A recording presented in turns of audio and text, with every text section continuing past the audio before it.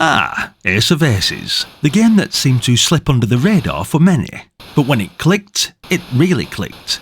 Released by Accolade, this World War II aerial action game set in the skies over Europe offers a unique blend of arcade thrills and flight simulation depth.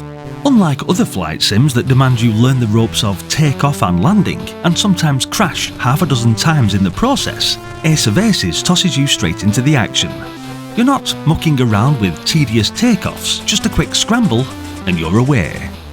I first encountered Ace of Aces on the legendary Solid Gold compilation pack, though to be honest, I spent more time with Gauntlet or Leaderboard with my brother.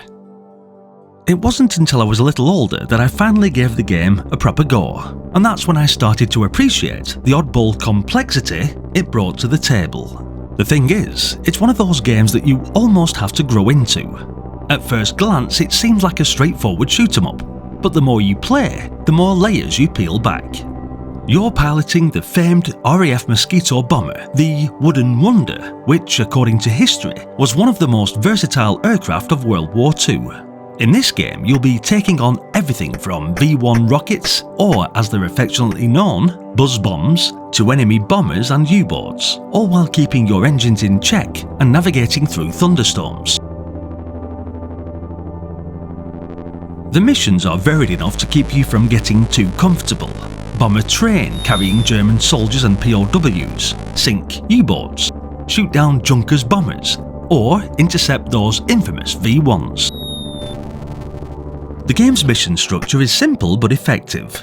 When you start, you're given a choice of whether to practice or jump straight into the missions. Honestly, practice is essential because there's a lot going on. Managing your aircraft's health, selecting the right armament and controlling the flight all at once can get overwhelming, especially when enemy fighters are constantly on your tail. But once you've got the hang of things, the missions themselves become a lot of fun. You get to plan your attack, choose your weapons and then take off, without the hassle of actually taking off, thank God. You're immediately on the hunt, which is perfect for those who just want to shoot and blow things up. One thing that sets Ace of Aces apart from other flight sims is the level of detail in the cockpit. You can toggle between 5 different views: the cockpit, left and right wings, bomb bay, and a map to help you navigate. The plane's condition isn't just a static number on a HUD either, and if one of your engines catch fire, you'll see smoke swirling out the window, and if it dies completely, the propeller just stops. Little touches like that add a lot of character to the game. Then there's the scramble screen. I must admit, the first time I saw those black and white photos showing the rush to get into the cockpit, I thought it was the coolest thing ever. It's one of those oddball details that sticks with you. From there, you're quickly thrust into combat, trying to fend off enemy planes while making sure your engines don't overheat. The sound effects, especially the engine hum, are great too. They make you feel like you're actually in the cockpit, dodging enemy fire and fighting through a storm. But as with all things, it's not without its quirks. The mission difficulty can feel a bit unbalanced at times. You'll start off taking down bombers with relative ease, but then get bogged down in a frustrating fight with those pesky V1s or an enemy fighter that just won't shake off. The controls, while functional, could be a little more responsive, and some of the finer details like the altitude for bombing runs can be a bit tricky to read. Still, these are minor grievances in a game that's otherwise solid. The overall presentation of Ace of Aces is impressive for its time. The graphics, while not cutting edge by today's standard, are crisp and detailed, particularly the cockpit views and the clouds drifting beneath your plane. It's one of those games where I'm still pretty blown away by the graphics for a game from 1986. It's a game best enjoyed in bursts rather than marathoning, but I guess that's how we play these Commodore 64 games now anyway. It's not like any of us have the time we had back when we were kids, I suppose. Looking back now, it's hard to ignore just how much Ace of Aces nailed the balance between arcade action and flight simulation. It's detailed enough to feel authentic, but not so bogged down in realism that you're overwhelmed. And let's not forget how it compares to other flight sims of the era. It doesn't get bogged down in complexity like Dam Busters, as epic as that game is too.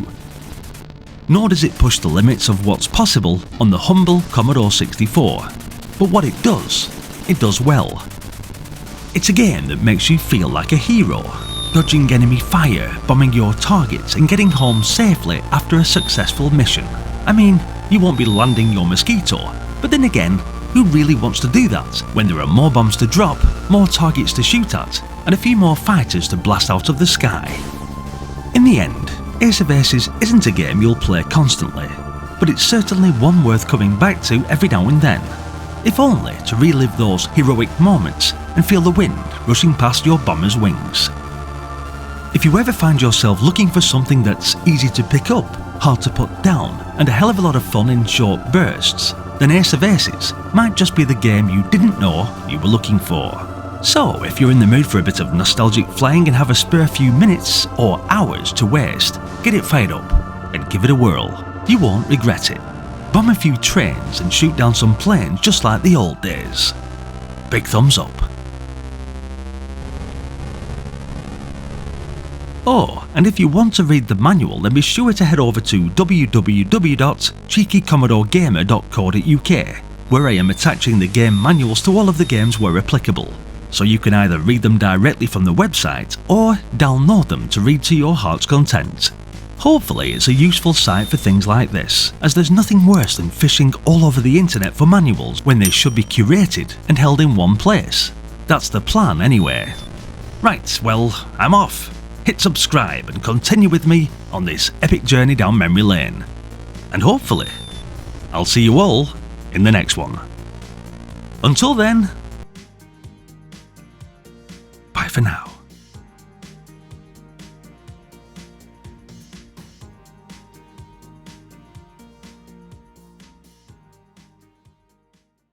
Thank you to the following Patreons for your continued support, and also those who joined the YouTube membership. You guys really are the lifeblood for the channel, and spur me on to continue making these nostalgic videos. Much love, and thank you once again. Stay retro.